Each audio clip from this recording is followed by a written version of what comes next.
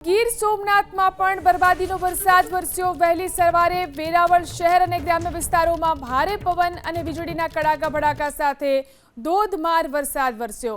અચાનક જ ખાબકેલા વરસાદથી ખેડૂતોમાં પાકની નુકસાન જવાની ભીતિ સેવાઈ રહી છે।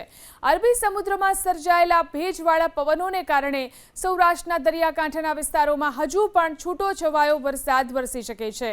આ સમયગાળા દરમિયાન પવનની ગતિ વધુ રહેવાની શક્યતા હોવાથી માછીમારો અને દરિયાકાંઠા વિસ્તારના લોકોને સાવચેત રહેવાની સૂચના આપી દેવામાં આવી છે।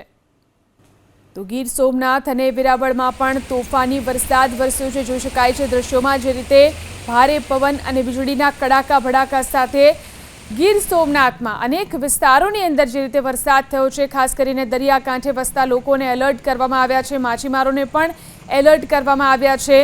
આજે પણ વહેલી સવારે વેરાવળ શહેર અને ગ્રામ્ય વિસ્તારોમાં ભારે પવન અને વીજળીના કડાકા ભડાકા સાથે વરસાદ વરસ્યો।